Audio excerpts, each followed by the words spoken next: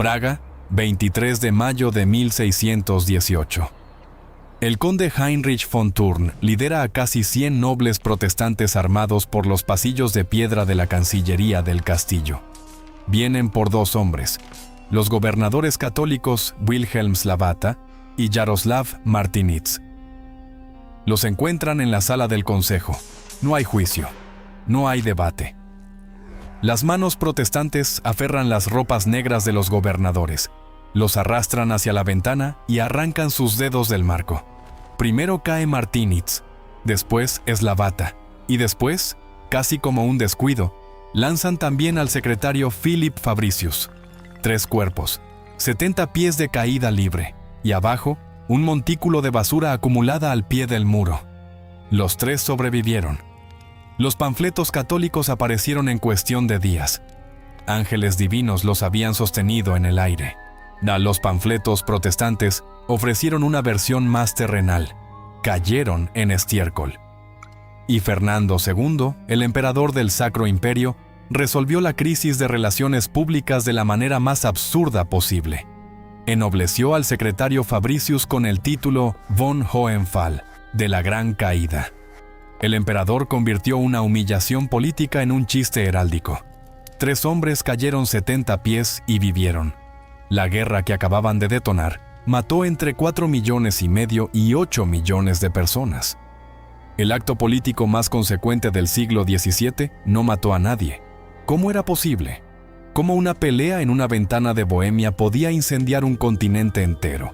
Porque Europa Central en 1618 no era un barril de pólvora.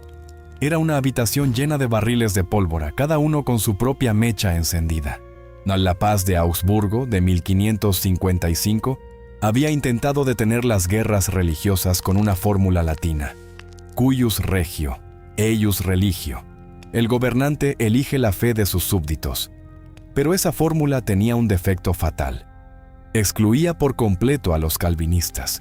Y para 1618, el calvinismo era la rama del protestantismo que más rápido crecía.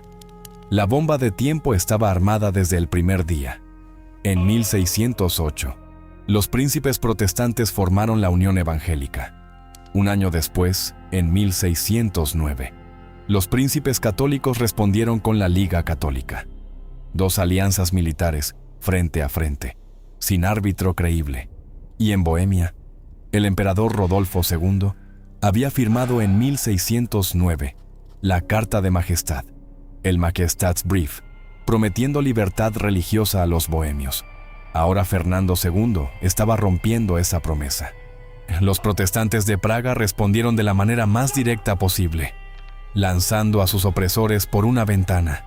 Dentro de 2 años, esa broma manchada de estiércol produciría la primera respuesta catastrófica de Europa, la batalla de la Montaña Blanca.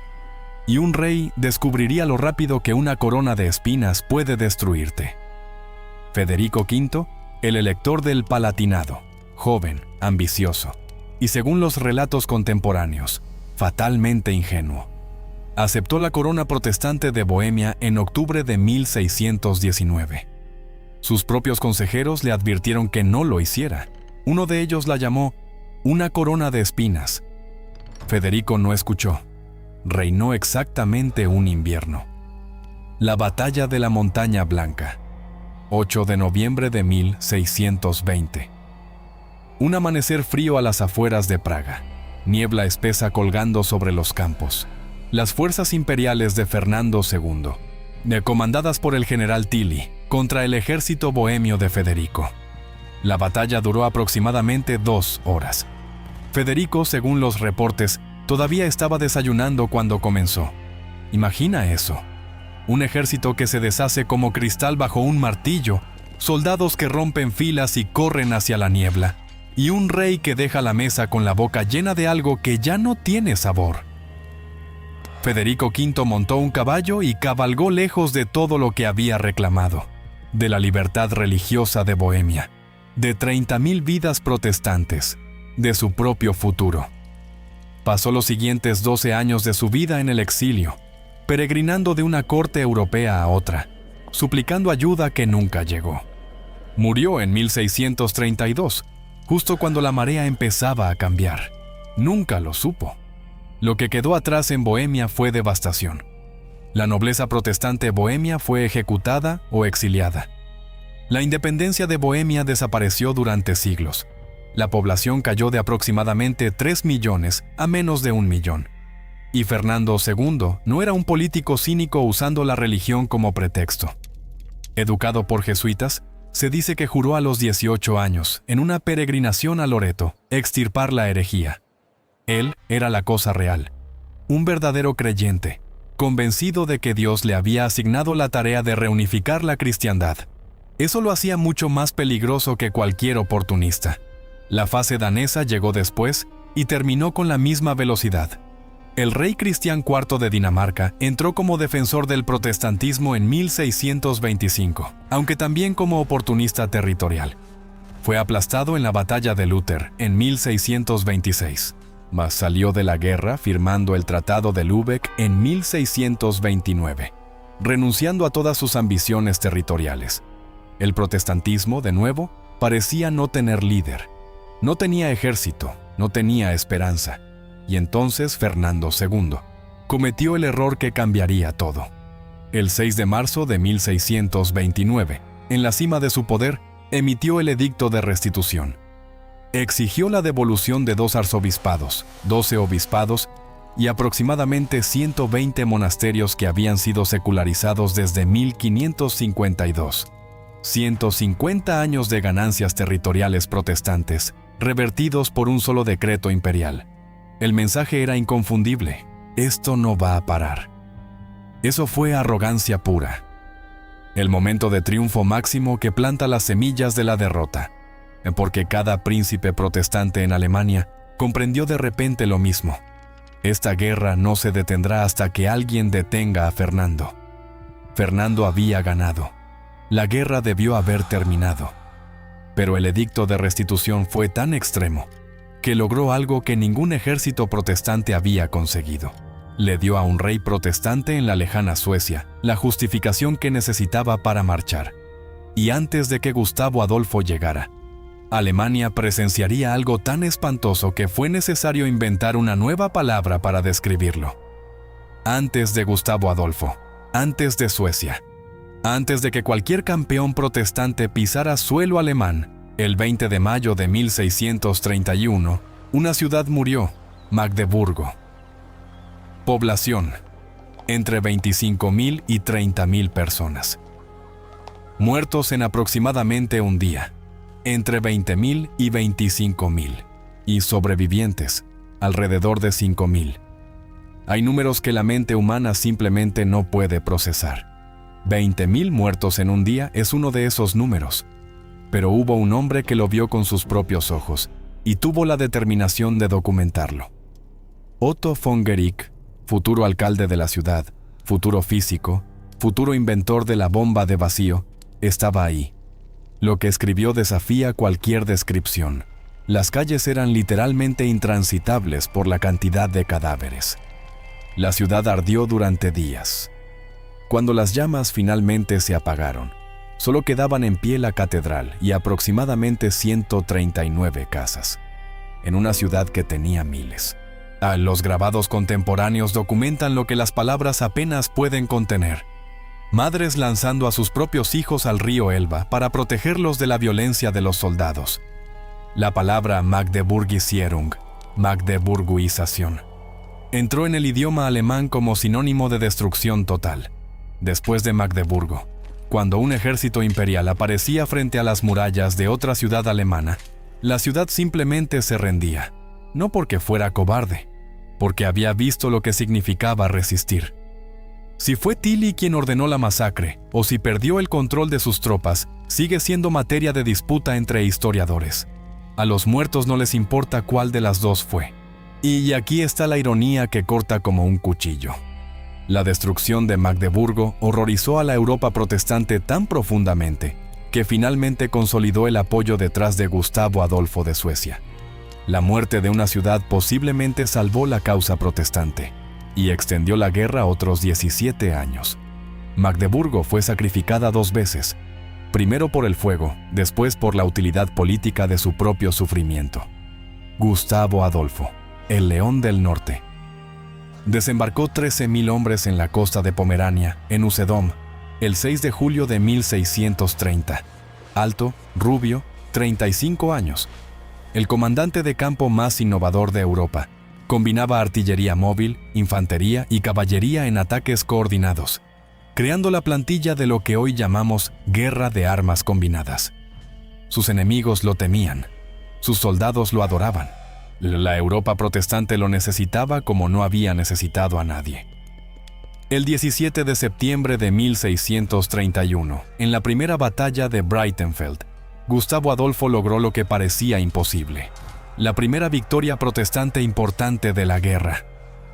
Suecia era dominante. La marea por fin estaba cambiando. Y un detalle que por ahora solo mencionaremos de paso: Suecia no marchaba sola. Francia le estaba pagando 400.000 Reichsthalers al año. Francia, la Francia católica. Pero esa revelación tendrá que esperar, porque primero hay que contar cómo murió el rey. Lutzen, 16 de noviembre de 1632. Una niebla matutina tan densa que los ejércitos apenas podían ver a 10 metros de distancia. Gustavo Adolfo cabalgó hacia esa niebla con solo una pequeña escolta para reconocer el terreno. Se separó de sus hombres. Un disparo le destrozó el brazo izquierdo. Su caballo, herido y enloquecido, se desbocó hacia las líneas enemigas. Un segundo disparo le alcanzó la espalda a quemarropa. Cayó. La caballería enemiga pasó sobre su cuerpo. Suecia ganó la batalla de Lutzen. El cuerpo de su rey yacía en el campo mientras su ejército celebraba la victoria. Tenía 37 años. Sus últimas palabras, según se reporta, fueron: «Yo soy el rey de Suecia», aunque no hay certeza de que realmente las pronunciara. Suecia continuó luchando 16 años más bajo regentes y cancilleres, pero el alma de la causa protestante murió en aquella niebla. Gustavo Adolfo estaba muerto. La causa protestante parecía una vez más al borde del colapso.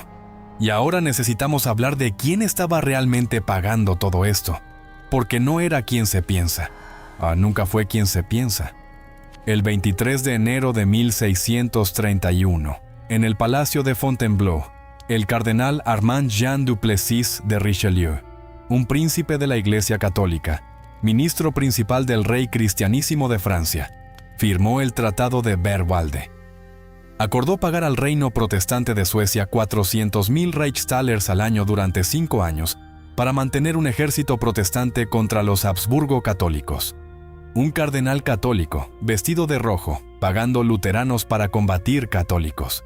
Y no veía absolutamente ninguna contradicción. Hay que detenerse aquí. Hay que dejar que esto se asiente, porque este momento no es solo un giro dramático en una guerra del siglo XVII. Este momento es el acta de nacimiento del mundo moderno. Richelieu no estaba ocultando su razonamiento, lo escribió.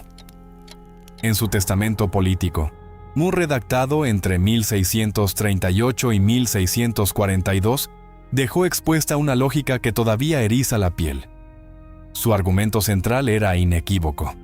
La seguridad del Estado constituye la ley suprema, y el propósito principal de Francia debía ser frenar el avance de España. No fueron frases aisladas, fueron los pilares de toda una doctrina de gobierno. No era traición ideológica, era cálculo geopolítico en su forma más pura. Los Habsburgo rodeaban Francia, la España católica al sur y al oeste, la Austria católica al este. Richelieu tenía un solo objetivo: destruirlos. Y usaría cualquier herramienta disponible. Si la herramienta más eficaz era un ejército luterano sueco, entonces un ejército luterano sueco sería. Para 1635, el mapa de la guerra era el siguiente. La Baviera católica luchaba con el emperador. La Francia católica luchaba contra el emperador. La Suecia protestante era financiada por la Francia católica. La Sajonia protestante estaba haciendo las paces con el emperador católico. La lógica religiosa se había desplomado por completo. La única lógica que quedaba era: ¿quién amenaza el poder de quién? Y Richelieu no esperó a que sus enemigos consolidaran la ventaja. El 19 de mayo de 1635, la Francia católica de los Borbones declaró formalmente la guerra a la España católica de los Habsburgo. 11 días después, el 30 de mayo, se firmó la Paz de Praga, que permitió a la mayoría de los estados protestantes alemanes hacer las paces con Fernando. La guerra, por segunda vez, debió haber terminado, pero Richelieu ya se había adelantado. Había golpeado antes de que la paz pudiera solidificarse, antes de que los Habsburgo pudieran redirigir todos sus ejércitos contra Francia. Y a lo largo de 1635 y 1636, los ejércitos franceses entraron en combate directo contra las fuerzas imperiales. Este es el momento. Aquí nace el sistema de relaciones internacionales modernas. El interés nacional, no la religión, no la ideología, gobierna las decisiones de las grandes potencias. Todo lo que vino después, la Ilustración, la democracia secular, el equilibrio de poder, desciende de esta decisión tomada por un cardenal con más fe en Francia que en Dios. Y para entender cuán profundamente esta guerra devoraba incluso a quienes intentaban montarla como un negocio, hay que mirar a Wallenstein. Albrecht von Wallenstein, el empresario militar más poderoso de la guerra, un hombre que levantaba ejércitos enteros con dinero privado y los alquilaba al emperador. En su punto máximo, die Wallenstein comandó fuerzas de hasta 100.000 hombres, un ejército más grande que el de la mayoría de los estados europeos, financiado no por impuestos imperiales, sino por su propia fortuna y por un sistema de contribuciones forzadas que él mismo diseñó. El emperador lo necesitaba porque nadie más podía movilizar semejante maquinaria de guerra, y lo temía precisamente por la misma razón.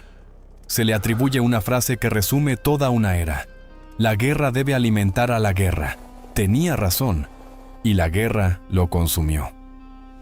Wallenstein cometió el error de negociar secretamente con los enemigos protestantes, posicionándose como intermediario independiente del poder. Fernando II lo declaró traidor. El 25 de febrero de 1634, en Eger, el capitán mercenario irlandés Walter de Vereux entró en su dormitorio. Wallenstein estaba de pie en ropa de dormir, ya demasiado enfermo para huir. De Vereux lo mató con una alabarda. El hombre que había intentado convertir la guerra en un negocio, descubrió que la guerra no acepta socios, solo víctimas, y entonces, el 19 de mayo de 1643, en Rocroi, el mundo militar viejo murió en una tarde. El príncipe francés de Condé, 21 años de edad, derrotó y dispersó al tercio español, la formación de infantería más temida de Europa durante un siglo. La supremacía militar española, construida durante generaciones, destruida por un joven que ni siquiera había nacido cuando la guerra comenzó. Richelieu mismo había muerto en diciembre de 1642, 6 años antes de la paz que él puso en marcha. Nunca vio Westfalia. Lo que dejó atrás fue un continente tan exhausto, tan desangrado, tan vaciado de personas, hasta que la paz se convirtió no en una elección, sino en una necesidad biológica. Veamos lo que 30 años le habían hecho realmente al mundo. Alemania antes de la guerra, entre 16 y 20 millones de personas. Alemania después de la guerra, había perdido entre el 25 y el 40% de su población por la combinación de guerra, hambruna y peste. Pero los promedios son mentirosos. Esconden los extremos. Württemberg perdió el 57% de su población, Brandeburgo el 50%, Pomerania el 65%. Bohemia cayó de aproximadamente 3 millones a menos de 1 millón. 2 de cada 3 personas desaparecidas. Ciudades enteras, vacías. Campos de cultivo convertidos en bosque porque no quedaba nadie para ararlos. Total de muertos, los soldados y civiles. Entre 4,5 millones y 8 millones de seres humanos. Algunas ciudades y regiones alemanas no recuperaron su población anterior a la guerra hasta finales del siglo XVIII o el siglo XIX. 150 años después de que el último disparo sonó. Pero los números, por enormes que sean, no cuentan la historia real. La historia real la cuenta un zapatero, Hans Heberle. No era general, No era rey, no era teólogo ni consejero de ninguna corte. Era un zapatero remendón de Augsburgo que hizo algo extraordinario. Mantuvo un diario, el Zeitregister, a lo largo de los años de guerra. Documentó lo que significaba vivir una catástrofe de 3 décadas a nivel del suelo. El alojamiento forzoso de soldados que se comían todo y rompían lo que no podían comer.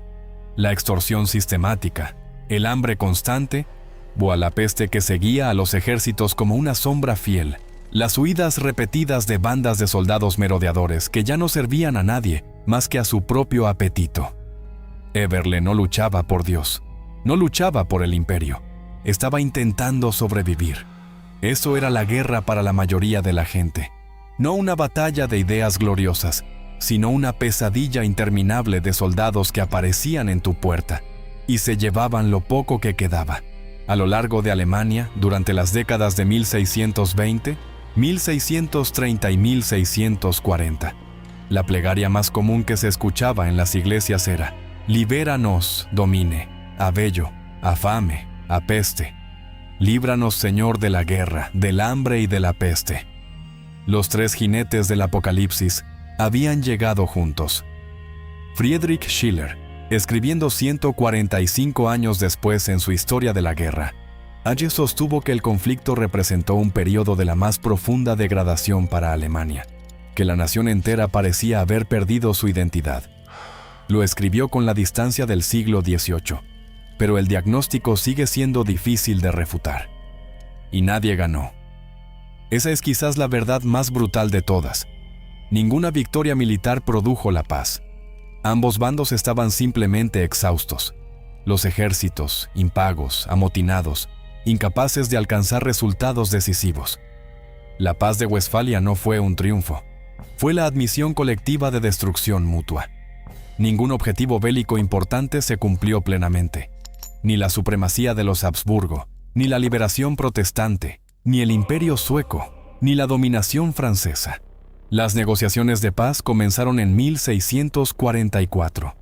194 estados y entidades políticas, negociando simultáneamente en Münster, para el tratado entre Francia y el imperio, y en Osnabrück, para el tratado entre Suecia y el imperio. El primer Congreso de Paz multilateral en la historia de Europa. 4 años de negociaciones. No porque los diplomáticos fueran lentos, sino porque el desorden era tan profundo que tardó 4 años en encontrar una forma que todos los supervivientes pudieran aceptar. El 24 de octubre de 1648, después de 4 años de negociaciones, 194 estados firmaron sus nombres en 2 ciudades alemanas, la Paz de Westfalia. Y en cuestión de semanas, el hombre más poderoso de la cristiandad declaró que todo aquello carecía de sentido. Fue la última persona viva que todavía lo creía. La Paz de Westfalia no fue un tratado idealista. No consagró la tolerancia ni la libertad de conciencia. Fue algo más importante y menos romántico. Fue el pragmatismo exhausto de personas que habían visto morir a 8 millones intentando obligar a otros a rezar correctamente. Lo que estableció fue esto: soberanía del Estado, la autoridad suprema dentro de las fronteras de cada nación, donde ningún papa ni ningún emperador podía anularla. Igualdad legal de los estados, pequeños y grandes, iguales ante el derecho internacional. No interferencia en asuntos internos. Los estados no podían intervenir legalmente en las cuestiones religiosas o políticas de otros estados. Y el año normativo de 1624. Los arreglos religiosos quedaban congelados tal como estaban el 1 de enero de 1624. No libertad de creencia, una fotografía política congelada en el tiempo. Estos no son ideales, son cicatrices convertidas en ley. El 20 de noviembre de 1648, el Papa Inocencio X respondió. Emitió la bula papal Celo Domus Dei, declarando la paz de Westfalia nula, vacía, inválida, inicua, injusta, condenable, reprobada, insensata, vacía de significado y efecto para todos los tiempos. Cada nación que firmó el tratado lo ignoró, completamente, sin excepción, sin debate. Su condena fue, en sí misma, nula y vacía. La guerra que se libró en parte en nombre de Dios había producido una paz que removió a Dios del sistema operativo de la política internacional. La furia del Papa era la prueba, y esa paz de 1648 sigue vigente. Cuando Rusia invoca la soberanía estatal para resistir la presión internacional, cuando China cita la no interferencia respecto a Taiwán, cuando las Naciones Unidas debaten la intervención humanitaria en Siria, no todos están hablando el lenguaje de Westfalia. Un tratado de paz firmado en 1648 sigue siendo el sistema operativo de las relaciones internacionales. Hugo Grocio publicó De Jure Belli ac Pacis, sobre el derecho de la guerra y la paz, en 1625, en plena guerra. Ese libro estableció los derechos de los civiles en conflicto, las causas legítimas para la guerra, los límites de la violencia entre naciones. De Grocio salió el derecho internacional humanitario. Del derecho internacional humanitario salieron las convenciones de Ginebra. De las convenciones de Ginebra salió la Corte Penal Internacional. La Carta de las Naciones Unidas de 1945 es la descendiente directa de Westfalia. Y Alemania. Alemania no recuperó su población anterior a la guerra hasta aproximadamente mediados del siglo XVIII. Algunos historiadores trazan una línea que hiela la sangre. 1618, 1871, 1914, 1939. Una catástrofe demográfica, reverberando a lo largo de 3 siglos. En 1618, 3 hombres cayeron desde una ventana en Praga. Cayeron a un mundo donde tu fe determinaba tu destino político, donde los papas moldeaban los tratados, donde los emperadores creían que Dios les había asignado la misión de unificar la cristiandad por la fuerza. Se levantaron, caminaron, fueron ennoblecidos y burlados y olvidados. El mundo que los atrapó era religioso. El mundo que emergió de los 30 años que siguieron ya no lo era. 8 millones de personas murieron para aprender una sola lección. No se puede construir un orden político sobre una pregunta que no puede responderse matando. A los sobrevivientes escribieron esa lección en los cimientos de cada institución internacional que tenemos. Cada vez que una nación invoca su derecho soberano a existir, cada vez que un Estado pequeño se sienta como igual a una gran potencia en una mesa de negociaciones, está parado sobre un suelo que se pagó en Bohemia, en Magdeburgo, en la niebla de Lützen y en el montón de estiércol bajo una ventana en Praga.